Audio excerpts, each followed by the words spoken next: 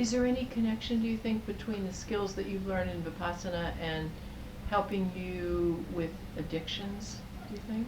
I think, yeah, it's a big connection because it gives me a better way of dealing with things.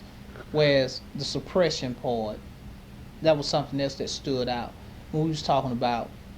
Goink was talking about craving, addiction, hatred, avoidance, and he was talking about how that we crave those things, which cause addiction. The craving caused the addiction, and I always knew, you know, through classes and teaching different classes that it wasn't about the symptoms. You know, the actual things we do are just symptoms of a deeper problem. And can you connect that whole theory of your addiction to Vipassana and how it helped that?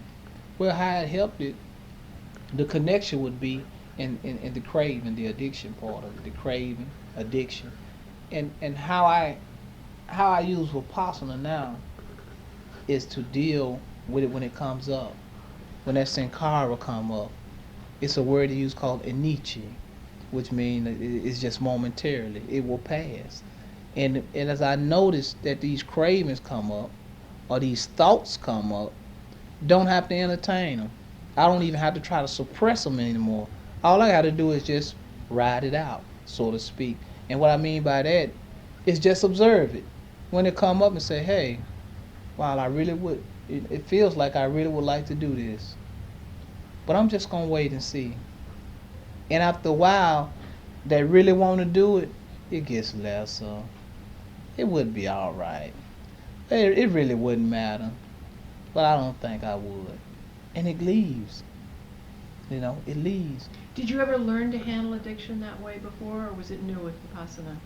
The way I had learned to handle it was that more or less to suppress it. Or that's different from what you're And saying. that's totally different because when you suppress it, you're like white knuckling.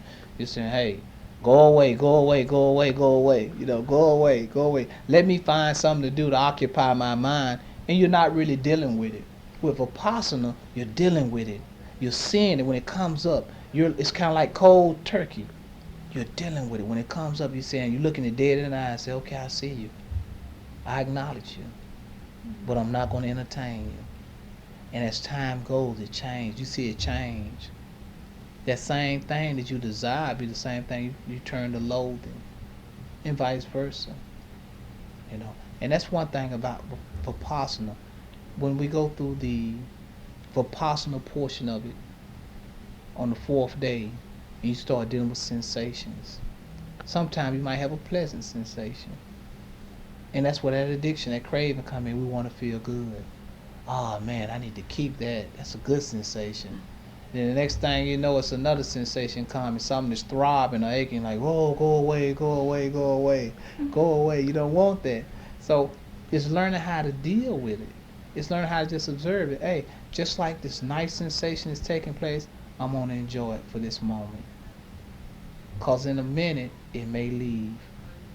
And if it leaves or if it stays, I'm still going to be all right. When that unpleasant moment come up, I'm not going to wish it away. I'm just going to observe it.